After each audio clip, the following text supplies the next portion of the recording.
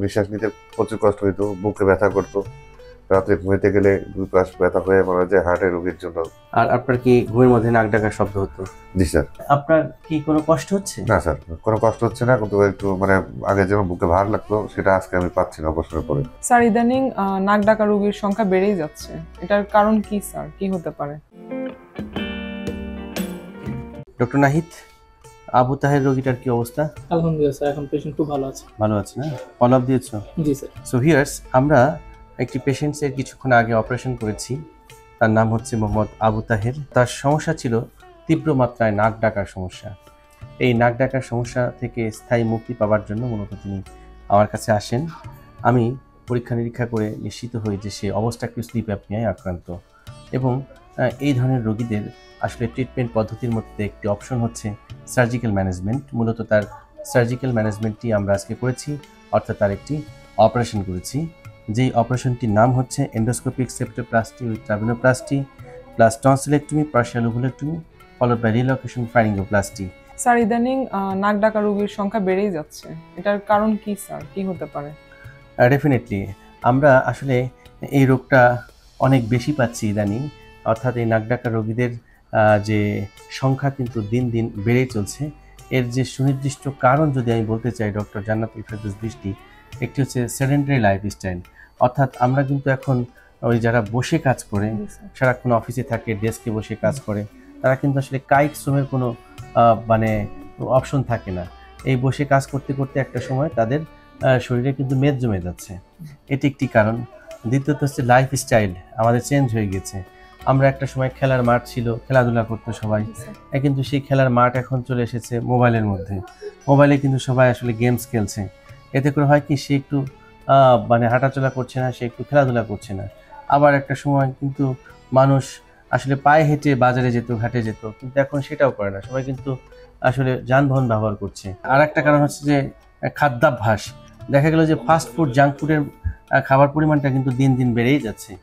এই যে fast food, junk food খাচ্ছে, এটা কিন্তু আমাদের শরীরের জন্য অত্যন্ত ক্ষতিকর, যার ফলে কিন্তু আমাদের শরীর ধীরে ধীরে কি হয়ে যাচ্ছে, স্থূল হয়ে যাচ্ছে। এই জিনিসগুলোর জন্য কিন্তু মূলত নাক ডাকা সমস্যা হয়ে থাকে। এবং মিস্টার আবু তাহেরের কী কারণে এটা হলো সেটা আমরা একটু ব্যাখ্যা করতে চাই। সো ভিউয়ার্স, এই হচ্ছে আমার সম্মানিত রোগী, যার নাম হচ্ছে মোহাম্মদ আবু তাহের, ভোলা থেকে আমার কাছে আসেন। তো আমরা একটু জানতে চাই, আবু তাহের ভাই, আপনি যে আমার কাছে এসেছিলেন গত সেপ্টেম্বর মাসের 2 তারিখে, তাই না? জি স্যার। কি কি কষ্ট ছিল আপনার মধ্যে? নিঃশ্বাস নিতে প্রচুর কষ্ট হইতো, বুকে ব্যথা করতো, রাত্রে ঘুমাইতে গেলে দুই পাশ ব্যথা হয়ে মনে হয় হার্টের রোগীর জন্য। পরে আমি একজন কার্ডিওলজিস্টকে দেখাইছিলাম, সে যাবতীয় টেস্ট করে দেখতে বলছেন আপনার কোনো সমস্যা নেই। তারপরে আমি আপনার কাছে আসছিলাম স্যার। পরে আপনি আমার নাক, তারপরে গলা, নিঃশ্বাস নিতে কষ্ট হয়, অ্যালার্জি বলে বড় ছিল বলছিলেন, টনসিলের সমস্যা আছে, নাক হাড় বাঁকা আছে, সেগুলো বলছিলেন স্যার। আচ্ছা আচ্ছা। আর আপনার কি ঘুমের মধ্যে নাক ডাকার শব্দ হতো? জি স্যার।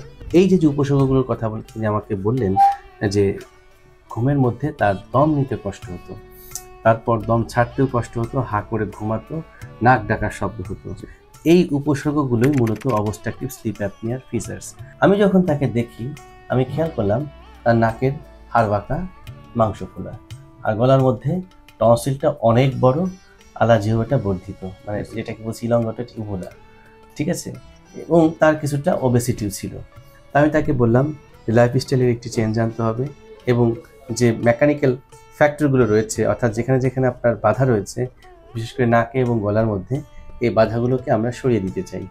হ্যাঁ, এটা যদি আমরা সরিয়ে দিতে পারি, তাহলে দেখবেন যে আপনার এই প্রবলেমটা সলভ হয়ে যাবে। যে কারণে আমরা সিদ্ধান্ত নিলাম আপনার অপারেশন করানোর। অপারেশনটা হয়েছে মাত্র 6 ঘন্টা হলো। আচ্ছা আবু তাহের ভাই, আপনার কি কোনো কষ্ট হচ্ছে? না স্যার, কোনো কষ্ট হচ্ছে না, কিন্তু একটু আগে যেমন বুকে ভার লাগতো সেটা আজকে আমি পাচ্ছি না অবসরের পরে। এখনই হালকা লাগছে, ইনশাআল্লাহ এখনই মনে হচ্ছে যে হালকা আছে। আচ্ছা, এখনই হালকা লাগছে।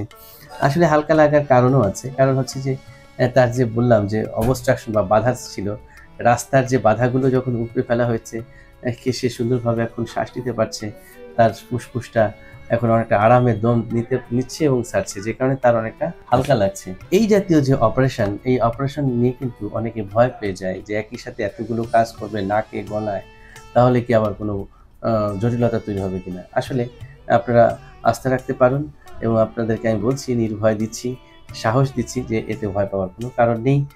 এভাবে কিন্তু অনেক রোগী চিকিৎসা করে ভালো হয়েছে। নিশ্চয়ই আবু তাহের ভাবে ভালো হয়ে যাবে এবং আপনাদের মধ্যে যাদের এই সমস্যা আছে আপনারাও ভালো হয়ে যাবেন। অতএব আপনাদেরকে এই রোগ সম্পর্কে জানতে হবে, এবং এটা কেন হয় সেটা জানতে হবে, কিভাবে এটাকে প্রতিরোধ করা যায় সেটাও জানতে হবে, আর চিকিৎসা কি সেটাও জানতে হবে।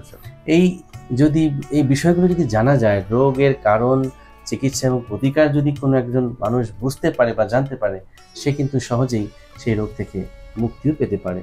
আর সেই কাজটি কিন্তু আমি করছি আপনাদের জন্য এই ভিডিও তৈরি করার মাধ্যমে, যাতে করে আপনারা এগুলো দেখে একটু সচেতন হন, কারণ আমার বিশ্বাস সচেতনতায় পারে মানুষকে মুক্তি দিতে।